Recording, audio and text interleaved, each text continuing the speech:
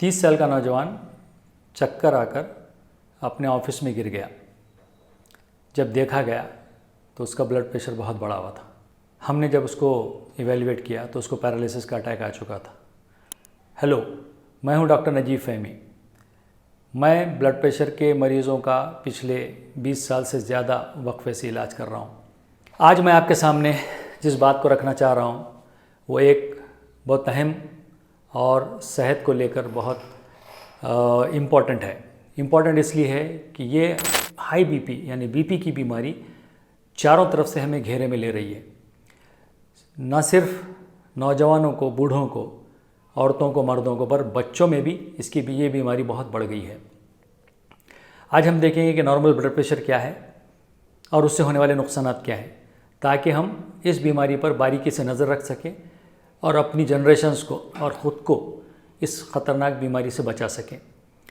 जबकि इसका इलाज बचाव में ज़्यादा है, यानी हम इससे बहुत ज़्यादा आसानी से बच सकते हैं, लेकिन हम अपनी निगलिजेंस की वजह से, अपनी काहली की वजह से हम इससे जूझ रहे हैं और इस पर लाखों रुपए का हम खर्च करते हैं और अपनी ज़िंदगी को टेंशन में गुजारते हैं।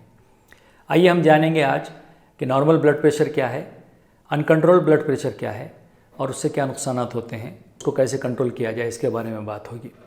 Normal blood pressure American heart association और अमेरिकन कॉलेज ऑफ कार्डियोलॉजी की तरफ से AHA और ACC की तरफ से जो गाइडलाइंस आई हुई हैं, अगर हम उन पर गौर करें तो ये एक मोटा मोटा मैं हिसाब आपको बता देता हूँ कि 130/80 से नीचे ब्लड प्रेशर होना चाहिए एक नॉर्मल इंसान के लिए। अगर 130/80 से ब्लड प्रेशर नीचे है तो ठीक है।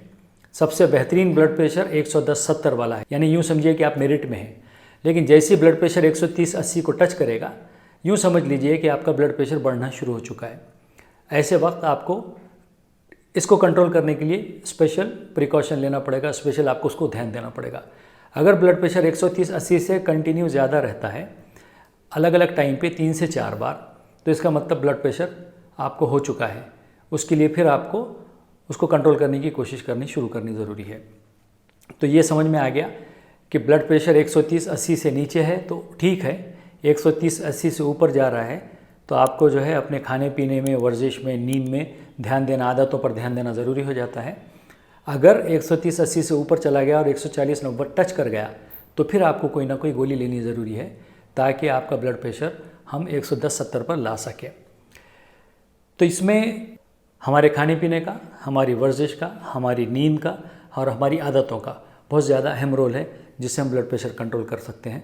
इस पर हम एक तफसीली वीडियो लेकर आएंगे, लेकिन आज हम बात करेंगे कि ब्लड प्रेशर अगर बढ़ जाता है तो उससे क्या नुकसान हो सकते हैं। ब्लड प्रेशर का बढ़ जाना आपके जिस्म के हर हिस्से को नुकसान पहुंचाता है। जैसे अगर मैं ऊपर से शुरू करूं, ब्रेन से अगर मैं शुरू करूं, ब्रेन में इसका असर बहुत नुकसानदेह होता है। अगर ब्लड प्रेशर कंटिन्यू बढ़ा हुआ रहता है तो आपके दिमाग पर उसका असर यूँ होता है कि आपकी सोचने समझने की सलाहियत बिगड़ जाती है, आपको चिड़चिड़ापन होता है, आपको बार बार टेंशन आने लगता है, आपकी अंडरस्टैंडिंग, आपकी समझबूझ कम हो जाती है, आपकी जो है बर्दाश्त करने की क़ुव्वत कम हो जाती है।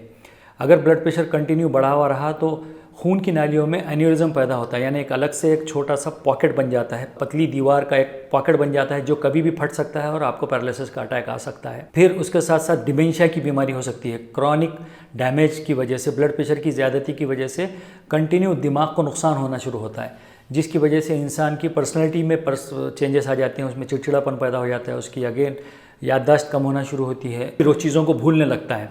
डिमेंशिया यानी बहुत ख़तरनाक जो मामला है, वो आम बातों को भी भूलने लगता है।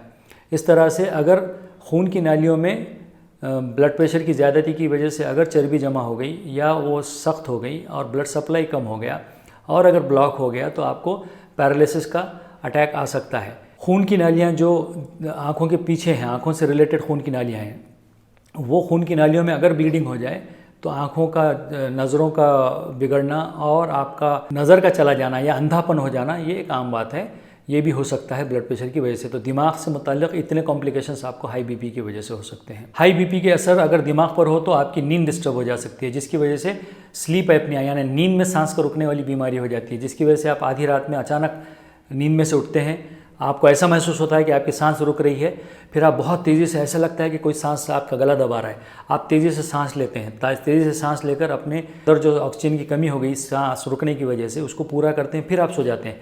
ऐसा रात में कुछ लोगों को बार बार होने लगता है, तो ये स्लीप एपनिया है। इसकी एक अहम वजह ब्लड प्रेशर का कंट्रोल नहीं होना है। अभी जैसे मैंने बताया कि हम ऊपर से नीचे आएंगे तो दिमाग की बात हो गई। अगर हम आँखों में देखेंगे, क्रॉनिक ब्लड प्रेशर यानी पुराना ब्लड प्रेशर अगर है तो उसका असर अगर आँखों पर होता रहा, आँखों का जो पिछला पर्दा है उसको रेटिना हम कहते हैं, उसकी वजह से रेटिना की जो खून की नालियाँ हैं वो बिगड़ना शुरू हो जाती हैं। वो जैसे ही उसमें सूजन आ गई या उसमें अगर ब्लॉक होने लगा, अगर सडन वो ब्लॉक हो गई तो पूरी आँखों की रोशनी जा सकती है।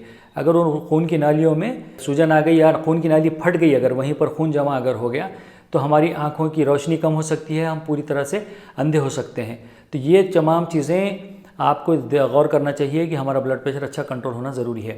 और थोड़ा नीचे आ जाइए, अगर हम हार्ट पर नज़र डालें तो हाई ब्लड प्रेशर का बहुत नुकसानदेह असर हमारे हार्ट पर होता है, क्योंकि ब्लड प्रेशर बढ़ने से हार्ट को एक बहुत बड़े प्रेशर के ख़िलाफ़ काम करना पड़ता है। हार्ट हमारा खून पंप करता है, लेकिन खून की नालियों में जो प्रेशर होता है उसको हम ब्लड प्रेशर कहते हैं। वो प्रेशर अगर बढ़ा हुआ रहेगा तो हार्ट को बहुत ज़्यादा ताकत से खून को सप्लाई करना पड़ेगा, तो इसकी वजह से हार्ट का साइज़ बड़ा हो सकता है, जिसकी वजह से हार्ट एक मस्कुलर ऑर्गन है, एक मसल्स हैं उस वहाँ पर हार्ट के, तो ये मसल्स जो है प्रेशर के ख़िलाफ़ काम करने की वजह से मोटे होना शुरू होते हैं, लेकिन थोड़े दिनों के बाद वो उसमें वीकनेस पैदा हो जाता है, जिसकी वजह से हार्ट फेल होने के खदशा बढ़ जाता है। इसी तरह से हाई ब्लड प्रेशर की वजह से खून की नालियों पे जो असर होता है कि खून की नालियाँ सख्त हो जाती हैं और उसमें चर्बी जमा हो जाती है। अगर हार्ट के खून की नालियों में चर्बी जमा हो गई और वो सख्त हो गई तो खून का गाढ़ापन और हार्ट में की नालियों में जाके अटकना आपको हार्ट अटैक में डाल सकता है। तो एक हार्ट अटैक आने की एक वजह ब्लड प्रेशर भी है। अब जैसे मैंने बताया कि हार्ट को जो है बहुत ज़्यादा प्रेशर के ख़िलाफ़ काम करना पड़ता है, जिसकी वजह से हार्ट जो है वीक होना शुरू होता है, तो उसको हार्ट फेल कहते हैं। यानी ये होता है कि जिस्म पे पूरी सूजन आ गई, पैरों पे सूजन आ गई, चलने में दम लगने लगा, फेफड़ों में पानी भर रहा है, चेहरे पे सूजन आ रही है, आप लेट नहीं पाते, जैसे आप लेटते हैं फेफड़ों में जमा पानी आपके पूरे फेफड़ों में फैल जाता है और आपको ऑक्सीजन नहीं मिलती तो आप उठ कर बैठ जाते हैं। जैसे आप बढ़ जाते हैं तो फेफड़ों में जो पानी हार्ट की कमज़ोरी की वजह से फैला हुआ था वो नीचे बढ़ जाता है, जिसकी वजह से आप ऊपर से सांस लेते हैं तो आपको ठीक लगने लगता है। तो ये हार्ट फेल होने की निशानी है, इस पर आपको ध्यान देना चाहिए। इसलिए आपका ब्लड प्रेशर अच्छी तरह से कंट्रोल होना बहुत ज़रूरी है। इसी तरह ब्लड सप्लाई डिस्टर्ब हो गया, हार्ट पर कंटिन्यू प्रेशर रहेगा तो दिल की धड़कन आगे पीछे हो जाएगी, इसको कहते हैं अरिदमिया।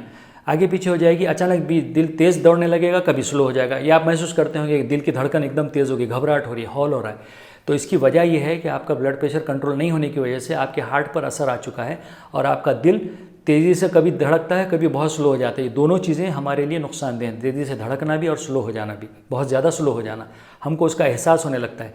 तो उसकी वजह से ये हार्ट के नुकसान हम देखेंगे कि हमको नुकसान पहुँचाते हैं। और थोड़ा नीचे जाइए, सबसे अहम चीज़ है किडनी। एक किडनी में जब खून का सप्लाई बराबर नहीं होगा, खून की नालियाँ डिस्टर्ब हो जाएंगी हाई ब्लड प्रेशर की वजह से, तो कुछ ऐसे केमिकल्स किडनी से निकलेंगे जिसकी वजह से ब्लड प्रेशर कंट्रोल हमारा डिस्टर्ब हो जाएगा, बीपी बहुत ज़्यादा शूट हो जाएगा। तो ये चीज़ की वजह से फिर ब्लड प्रेशर के बढ़ने के नुकसान फिर एक दूसरे को मदद करेंगे। बीपी बढ़ने से किडनी को भी नुकसान होगा, किडनी को नुकसान होने से बीपी बढ़ने लगेगा, तो ये एक दूसरे को मजबूती देंगे। Blood pressure, high blood pressure, kidney failure, एक दूसरे को तकलीफ, एक दूसरे की मदद करेंगे ताकि हमारी सेहत पर ज़्यादा बुरा नुकसान हो सके। तो ये खून की छोटी छोटी नालियाँ अगर जो होती हैं किडनी के अंदर, वो अगर बंद हो जाएं तो किडनी फेल होने का मामला होता है। वहाँ पर वो लीकी वेसल्स जिसको हम कहते हैं, जिसकी वजह से किडनी का साइज़ बड़ा होना शुरू हो जाता है और किडनी अपना फिल्ट्रेशन का जो काम है, जो गंदी चीज़ें खून में हमारे मौजूद हैं, जिस्म में बनती हैं, उसको किडनी के ज़रिए से फ़िल्टर करके पेशाब के ज़रिए से बाहर निकाला जाता है, वो वहाँ पर जमा होना शुरू होती हैं और उसकी नुकसान की वजह से खून की नालियों को डैमेज हो जाता है। तो हम जो है रीनल फेलियर का शिकार हो सकते हैं अगर ब्लड प्रेशर हमारा कंट्रोल नहीं होता है। तो इसलिए ब्लड प्रेशर का कंट्रोल किडनीज़ के लिए भी बहुत अहम है। किडनी के बाद अगला मसला है जिनसी क़ुव्वत में प्रॉब्लम आने का। मर्दों में जिनसी क़ुव्वत को लेकर सेक्सुअल डिसफंक्शन जितना अहम है उतना ही औरतों में भी वो अहम है। इरेक्टाइल डिसफंक्शन यानी मर्दों में की जो बीमारी है इरेक्टाइल डिसफंक्शन, जिसमें तनाव का कम होना, उसी तरह औरतों में भी जिनसी क़ुव्वत कम हो जाती है, जिनसी मसाइल पैदा हो जाते हैं हाई ब्लड प्रेशर की वजह से। और अब देखेंगे अगर हम तो खून की नालियाँ, अगर पैरों की तरफ अगर हम जाएं तो खून की नालियाँ जो हैं, खून की नालियाँ जब मोटी हो जाती हैं, उसके अंदर जब प्रेशर कंटिन्यू बढ़ा हुआ रहता है तो खून की नालियों के अंदर की जो कवरिंग है वो ख़राब होना शुरू होती है। तो वहाँ पर चर्बी जमा होना शुरू होती है और खून की नालियाँ सख्त हो जाती हैं, तो ब्लड सप्लाई पैरों को जब खून का कम हो जाता है ब्लड प्रेशर की वजह से, तो पैरों में दर्द पैदा हो जाता है, या फिर अगर खून की नाली बंद हो गई तो पैर काटना पड़ सकता है। उसी तरह से अगर ये हम देखें, हाई प्रेशर की वजह से हड्डियों में कैल्शियम की मकदार कम होना शुरू होती है। कैल्शियम ज़्यादा वहाँ पर हाई प्रेशर की वजह से कैल्शियम जमा नहीं रहता, जिसकी वजह से ऑस्टियोपोरोसिस यानी हड्डियों की बीमारी, हड्डियों की कमजोरियों की बीमारी पैदा होती है। तो ये कुछ बीमारियों की लिस्ट है जो मैंने आपको बताई, जो हाई ब्लड प्रेशर की वजह से नुकसान पहुंचाती हैं। इनको कंट्रोल करने के लिए आपको ब्लड प्रेशर बहुत अच्छा कंट्रोल करना चाहिए। फिर एक बार मैं दोहरा दूं, आपका ब्लड प्रेशर सबसे बेहतरीन है 110/70, चाहे उसके लिए आपको 4 या 5 गोलियां खाना पड़े, कोई बात नहीं है, लेकिन आपका ब्लड प्रेशर अच्छी कंट्रोल होना चाहिए। गोलियों से कोई नुकसान होने वाला नहीं है। गोलियां नहीं खाने से ब्लड प्रेशर बढ़ने की वजह से किडनी का नुकसान होने वाला है, वरना गलतफहमी फैली हुई है कि किडनी की बीपी की गोलियों से किडनियाँ ख़राब होती हैं। इसी तरह से शुगर के मामले में कहा जाता है कि शुगर की गोलियों से किडनियाँ ख़राब होती हैं, नहीं, बल्कि शुगर की ज़्यादती या बीपी की ज़्यादती की वजह से किडनी ख़राब होती है। तो आपका ब्लड प्रेशर 110/70 सबसे बेहतरीन है। 130/80 ओके, यानी ये समझिए कि आप बाउंड्री पर पास हो गए, और उससे अगर ज़्यादा है तो आप फेल हो रहे हैं। तो इसका मतलब ये है कि ब्लड प्रेशर अच्छी तरह से कंट्रोल करना और उस पर लगना, उसके पीछे पड़ना, और उसके लिए आपको वर्जिश का ख्याल करना, नींद का ख्याल करना, अच्छी ग़िज़ा का ख्याल करना और सलीक़े की गोलियां लेना, ये ज़रूरी है। हर कंडीशन में गोलियों को अलग तरीक़े से लिया जाता है। बच्चों के लिए अलग गोलियां हैं, नौजवानों के लिए अलग गोलियां हैं, ख़वातीन के लिए अलग गोलियां हैं, हामिला ख़वातीन के लिए अलग है, बूढ़े अफराद के लिए अलग है। ये तमाम चीज़ों पर गौर करके गोलियों के लेने की ज़रूरत है। इसकी तफसील देखने के लिए हमारी वेबसाइट पर तशरीफ़ लाइए और ये वीडियो अपने ज़्यादा से ज़्यादा लोगों तक शेयर कीजिए, ताकि लोग जो है अपने ब्लड प्रेशर हो जाने के बाद उसको अच्छी तरह से कंट्रोल कर सकें और आने वाले बड़े बड़े मसाइल जिसमें इंसान अपाहिज हो सकता है, दिमाग पर असर हो गया, हार्ट पर असर हो गया, आँख पर असर हो गया, तो आदमी जो है हैंडीकैप हो सकता है, पैरालिसिस हो जाना, आँख का चला जाना, हार्ट फेल हो जाना, चल नहीं सकना इंसान का, किडनी फेल हो जाना, इन तमाम चीज़ों में इंसान माजूर हो जा सकता है। तो इससे बचाने के लिए एक दूसरे की मदद कीजिए, इसका अवेयरनेस ज़रूर लाइए लोगों में, ताकि हम अपने खाने पीने को सलीक़े से करके और ब्लड प्रेशर की सलीक़े से गोलियां खाकर अपने बीपी को कंट्रोल करें और अपनी अच्छी सेहत एंजॉय कर सकें। कई लोगों में ब्लड प्रेशर की गोलियां गैर ज़रूरी शुरू हो चुकी हैं, उनको इस्तेमाल करने का, उनको रुकाने के सिलसिले में क्या कोशिश हो सकती है, उनको छोड़ने के सिलसिले में क्या कोशिश हो सकती है, इसका एक अलग वीडियो मैंने बनाया है, उस पर आप ज़रूर नज़र डालिए। हमारे साथ जुड़े रहिए ताकि हम ऐसे ही यूज़फुल वीडियोज़, बेनिफिशियल वीडियोज़ आप तक पहुँचा सकें। फिर मिलेंगे अगले वीडियो में।